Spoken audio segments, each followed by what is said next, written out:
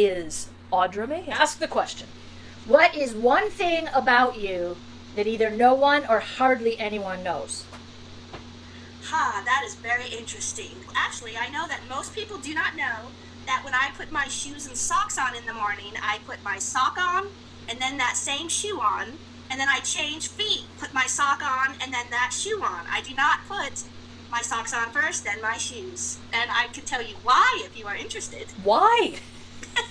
I'm interested. I'm laughing because I do the same thing. I do that because when I was a senior in high school, I went down. Life was really tough at the moment. Parents getting divorced. I went down to Florida, lived with this amazing couple that I knew when we lived overseas. And one summer I went back home and I put my shoes and socks on the way I typically do. And my sisters were like, Audra, that is so weird. Why do you do that? So of course I go back to these people. Their names were Denny and Rosemary. And I was all upset because how dare I put on my sock and my shoe and then my sock and my shoe. And they sat on the phone with me and they were like, Audra, that is just basically you being you. Do you really want to spend the rest of your life conforming about what everybody else does? And they basically spent probably an hour to 90 minutes on the phone with me discussing with me how very cool it was that I did something different than the typical population. And that really stuck with me. So I actually now make it a point to put my sock on, my shoe on, my sock on, my shoe on, and then it's a good every morning reminder of to be different. Can I just say why I do it? Do it. Oh yeah, so why do you do it? I do it. I think it just makes sense because you have one sock on already. You're already working with that foot. So why not put the shoe on next? Why do I want to keep la la la la la la? It makes sense. Same foot, do it all. So it's practical. I think it's practical. Well, That works. I'm going to have to change my ways, clearly. Clearly, well, there's many ways you're going to have to change. A splendid thing that no one knows. I like it a lot. What do you think about it? I love it because I do it. Well, it just makes sense to me. I smile when I put my one sock on, one shoe on, one sock on, one shoe on, because it makes me start my day thinking outside the box. I love that. I'm going to steal that. I love it. It gives me all the feels for a whole lot of reasons. Do tell us what you do when you're not putting your socks and shoes on. I am working. So I'm on my third career. In a nutshell, I went to school, became a graphic designer, owned a business in Boston, decided I wanted to help kids. So I went back to get my graduate degree in art therapy at Florida State, which is where I met my lovely wife. When we moved to Utah, though, 9 years ago, I needed to find a job. And my therapy license did not transfer. It would for every state but Utah. So I found this amazing school called Spectrum Academy, and it's a school primarily for kids on the autism spectrum, high functioning. And I had a choice to make. I could either go back to school and update whatever Utah wanted me to for my therapy degree, or I could go to night school while I was working at the school for 18 months, get my special education teacher license. I fell in love with it and never looked back, and now my therapy license is gone. We are just so happy to have you with us, and we're so excited that you agreed to join us on our weird little mission here. Thank you for asking me. When I saw your first couple, I thought, oh, I wonder if sometime I should try to do that. And then lo and behold, you asked me right away. I'm creepy that way. We have the word that annoys you. There it is. Can't. Why does this word annoy you beyond, I understand for my reasons. What are your reasons? In teaching at this school, when teachers say, my students can't do that, or they're autistic, they can't do that, it's like a nail just being driven into me. I just don't believe that can't should be in anybody's vocabulary. Everybody is reachable, so I think it's our job to figure out how to reach people and never say they cannot do it. I think sometimes can't is code for don't feel like putting in the effort, actually. Exactly. Yeah. And that is now why I agreed to come out of my classroom and be an instructional coach for the teachers, because whether it's fear or belief, it's a tough population. It takes a lot of energy day in and day out. You always have to try, and if one way doesn't work, if 5 ways don't work, on that 10th try, you could really be able to reach a child, adult, anybody. And I think we should all just try. Why go into this if you're not going to give it 150%? I certainly hold you up. in the work that you do, Audra, and we need you. Yes. And they need you. What should we do with this? I want you to rip off, cut off, scratch off the apostrophe T. Okay, so now we have can, Woo. which is a much better word. And now we have this. What do we do with Throw this? away. Throw it Just away? Yeah, I love her faces. This is going to take me a while. Don't eat the whole thing. Here. No, thank you. That is funny. It doesn't taste terrible. All right, Okay. you ready? For the I'm game? ready, I think. Okay, we are exploring the connections between fear and being able to choose acceptance. So here's your game. La la. We have 6 cups with the numbers 1 through 6 on them. All right. 3 of them have your 3 questions. 3 of them have your specified dislikes, things that you don't like to eat, smell, or touch. What you're going to do is you're going to pick the numbers randomly, whichever numbers occur to you, and you're going to say like number 1, and then if it's a question, we're going to ask you and we will discuss it and talk about it. If it's one of the other items, Annie and I get to experience it on your behalf. Yeah. With the understanding that I have to deal with the tastes. Yes, always. Oh, Because man, this one is a delicate culinary flower. Very delicate. That's very cute. So the person who is experiencing the touch, taste, or smell, can't has to wear this, so it's heightened. Okay. Okay. And more scary. Do you have any questions before we I commence? am just very happy it's you and not me. Everybody says that. I wonder why. Pick a number.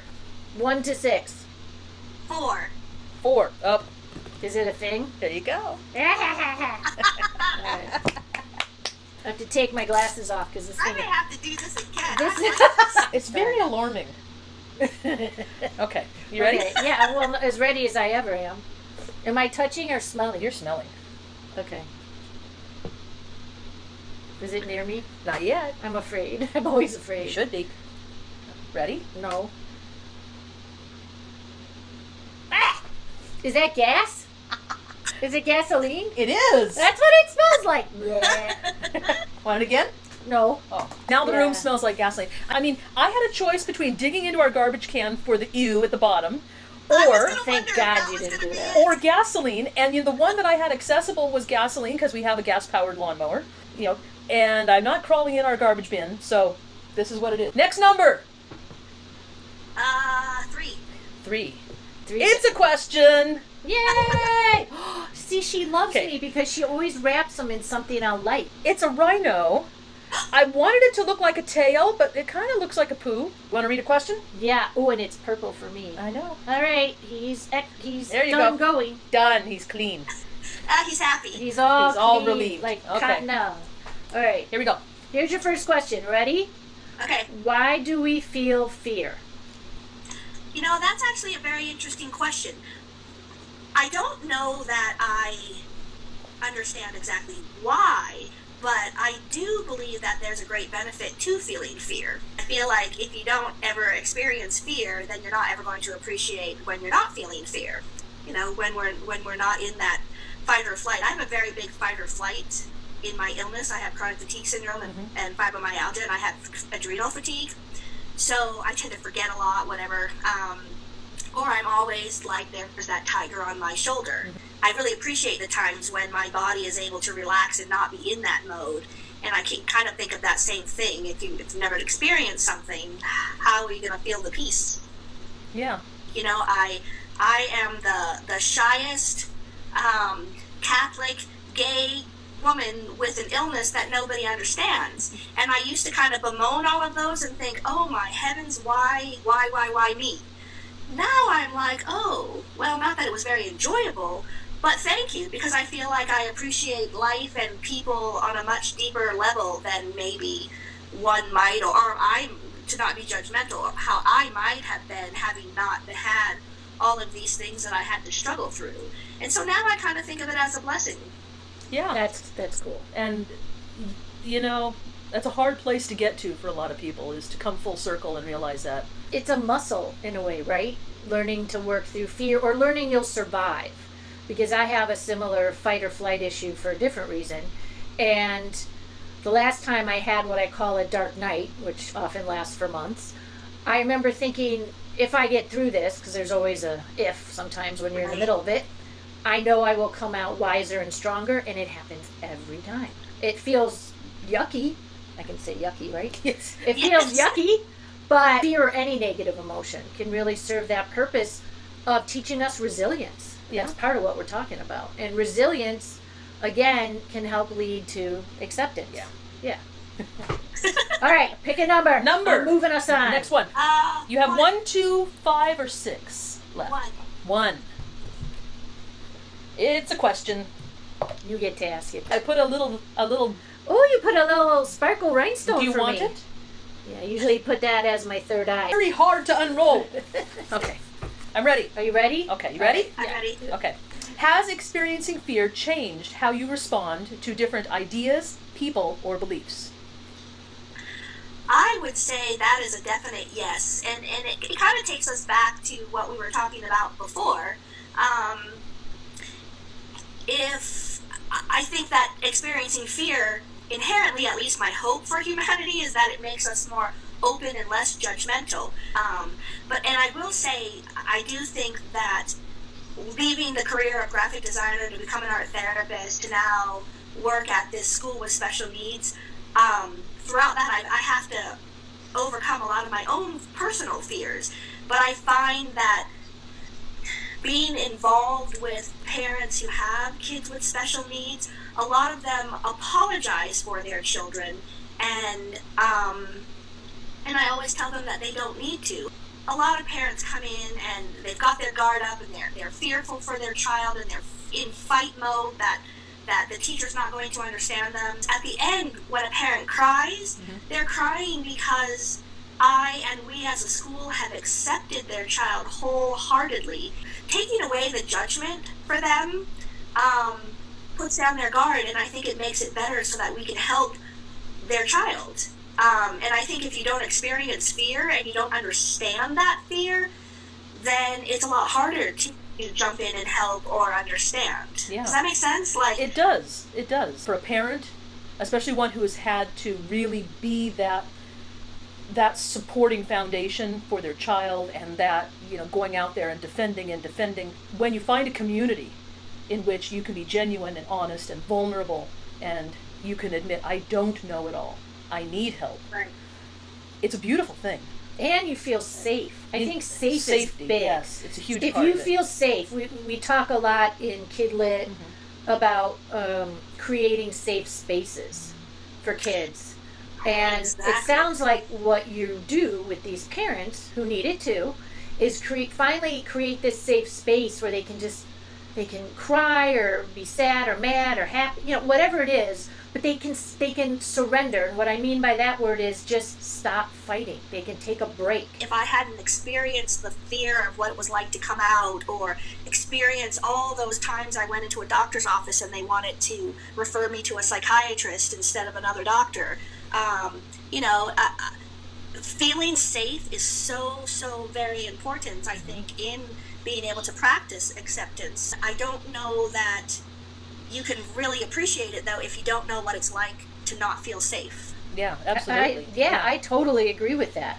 I think being able to handle stressful situations, I think some personalities fundamentally handle it a little bit better than other personalities. For me, personally, I had adults outside of my family when I was so fearful that were willing to jump in and give me the tools to then be able to face those challenges. And that's one of the best gifts I ever could have in life. And I like what I do because that for me is a way to give back to other people what was given to me. 2, 5, or 6?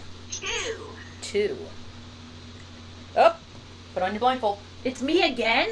Oh, man. Yes. If I have to eat it, you have to. Well, it's up to you. No. Okay. No. I'm going to complain. I'm totally good with making you eat. Oh, I'm a touchy. Yes. Okay. Fingers in or in your hand? She's touching? Yeah, I'm touchy. Should we let Audra decide? I've never let anyone decide. Okay, before. we're going to let you decide. Should I pour it into her hand? Wait, it's a pour thing? Or have her put her fingers in it. Is it gonna wreck my? Oh, no, have her cup her hand and pour it in. Cup Is it gonna wreck my pants? No. Well, I don't know what you're pouring. Okay, I can pour it into one hand. This is most excellent. Ah! What is that? Ew! Ew! What is it? Ugh! Hey! Hey! What the hell is that? Is it slimy? Yes! What is it? It's, Ew! Give me more towel. no, it's already got goop in it. Ew! What the hell? I'm wiping on your Hey, pants no, again. hey! Why not? I got Does to it wipe feel on your like a pants slug? last time. Slugs are disgusting. It was a slug! It's a water-soaked marshmallow. Ew! Oh, God, that felt Does that disgusting. feel slimy? Yes! I thought it was a real slug or an animal. It felt disgusting. I'm so happy. Ugh, God. Oh, the idea of sea slugs or anything just. Ugh. It's too many years on quads, Audra, Audra. it was super slimy. Oh, you are such a brave person. I would have dropped it. No, And- I'm not allowed. That wasn't a terrible thing. Well, I didn't know what it was. I What? thought it was like a slimy, sluggy thing. I had all the joy and none of the guilt. 5 or 6? 6. It's question. I'm gonna go out of this game with a bang. Yeah. A little giraffe. It's a giraffe. It's our mascot for Really? autism. Oh, Really? Yeah, That's right. Our autism mascot is a giraffe because the neck is so long, it just takes that much longer to process. Oh, that's a cool way of looking at it. Yeah, I like that. I love that. it's actually true Little purple for a giraffe. giraffe. It is purple. Wow. That's cool. I love that. All right, so your last question. You ready? Yes. What is your greatest fear? And it can be anything from a ladybug to death. So I think honestly, my greatest fear is losing Alexis or a parent or something, and it's kind of twofold for me. So because I have that adrenal fatigue, when I'm given really bad news like that, I instantly have a fight or flight adrenaline response. When my stepbrother passed away and Alexis told me, I had such an adrenaline rush surge that I turned hot, I sweated, I started vomiting, my heart went really racing, and I love my stepbrother, but it made me wonder if that was a parent or Alexis, what would physically happen to me, and that scares me. It's very hard for me physically to recuperate from that, and I actually got pretty sick when my stepbrother passed away, so it's kind of like, for me, it would have to be dealing with the actual grief of the death, but physically, I'm seeing how serious that adrenal response is, because it could make it so that it would be very hard for me to work and whatnot, and so that whole idea just scares me. Yeah. I want to be able to have a body that will let me use the coping strategies that I know, like painting or working or something, but if I'm flat on my back, that goes out the window. Yeah. It really is two very foundational fears smashed into one. Yeah. Right, You know, which to me makes it more fearful. Yeah, I mean, these are visceral, resonant human fears that you have going on simultaneously. You know, the fear of loss is potent, and, you know, external loss and then the internal loss. Inherently, when I wake up in the morning with chronic fatigue syndrome and fibromyalgia, for me, it's truly the adrenal fatigue that's the worst part of it, and that just goes from years of doctors trying to give me antibiotics and not believing me. You don't have to have adrenal fatigue if you have chronic fatigue syndrome and fibromyalgia. It's just the way I was treated. They tried a lot of things that then harmed my gut and whatnot, so I have this adrenal. Plus I have this, I won't stop and give up mentality, so that causes it too. I'm really appreciating that you're being so honest, because I think there are going to be people who need to hear this. Yeah. It is, along with so many other things that people suffer from, from the outside, it is perceived as invisible. Right. It is misunderstood. I certainly know from my other friends that it is underestimated, misunderstood, misdiagnosed, put underneath other headers that are more socially acceptable, or, I have a pill for that. Right. take this pill, you'll be all better. No. I wish. People need to hear that they're not alone, and you're saying it, and you're making it known that they're not, so I appreciate that. Me too. Well, thank you. When you guys talk about choosing acceptance, I mean, honestly, before we can almost choose to accept others, we have to really just choose to accept ourselves. Yeah. It seems so simple, doesn't it? Just those little words. Yeah. Why is it so hard? Well, it's interesting because I find it easier to accept other people than to accept myself. Well, yeah. See, I do too. But that also seems like it should be simple, and it's still hard.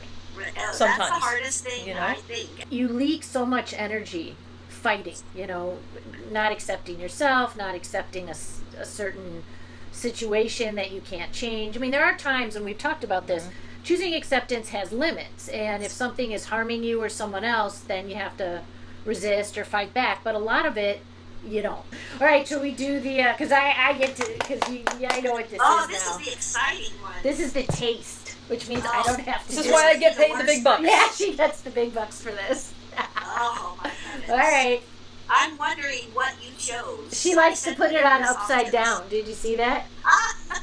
See, it's like putting your sock on and then your shoe, and Yeah. then your sock and then your shoe. She's working outside the mask. She's got to be different. All right. Okay. Are you gonna? I know what this is. You know what they are. I've That's never the had thing. this. She totally cheats. But I've never had this. Okay. Can you see them? Yeah, she Now, can see it's them worse. now. These, no. I wish you could see her No. face. There are the baked beans, right? And there are the pork and bean things. But then there's these British beans. The Heinz beans from England. Oh, God. That come along with English breakfast. And there are some people and some YouTube people that I admire who just love these things. Who loves them? Hank Green loves these things. Really? Yes, he wants Okay. everyone to send him cans of these Heinz beans. Oh, God. I've never had this. When I opened it, I wasn't sure I liked the smell of it, even though it's basic two things I like. So I'm going to try to eat Oh, this. well, see, that's why she has to eat everything, because she likes a lot of stuff. Yeah, there you go. Get your tongue in there. The texture alone. What do you think? You like them? It's like SpaghettiOs with none of the joy. SpaghettiOs. And I love SpaghettiOs. With Well, I the did. Texture. It's Really? It's tomato sauce, fairly unembellished, with beans thrown in. I mean, it's not terrible. I don't know if I like this. We don't want to try a little more? I am impressed at you. Do you just to I see? had to know. No, that's yeah. She's really good about this. I'm actually feeling gaggy. What do you think? Well, I've had worse things. In the scope of the world of beans, Yeah, they're not great. it's not. They might need to be in conjunction with a full English breakfast. I think I might need to go to England and verify this. All right, on our way to Japan. They're not. Oh yeah, that's true. Well, yeah, they are. Eventually, our world is a circle. I know it's shocking, because there are some people that have come back now and think the world is flat, which is really weird. But whatever, it's a circle, so we could go that way. It's a sphere. Yeah, well, that's a circle. We could go that No, it's way, a sphere. or we could go that way. Circles are not spheres. Okay, fine. What's the difference? Spheres are three-dimensional. All right, but Circles are flat. Well, it's a circle shape. No, well, I mean, you fly in a circle. okay, I'll give you that much. Thank you. Sorry. It's a teacher in her. She can't help it. I was world waiting is a to see circle. who was going to win, and I think there was just an end compromise there. Yeah, well, I'm learning. Understanding. We're learning to accept each other. It's more that I just know I'm never going to win, so I just. That's not true. It ended up being a circle anyway. No, just the journey part. But I acknowledge that a sphere is three-dimensional. Well, good. See? I still get the feeling I didn't win. Don't know why. That's funny. My dear, Thank you so much. You have just finished the acceptance game. I love the acceptance game. and I'm just so happy that you joined us and that you took the chance and you put the little voices over here and you just did it and you were splendid.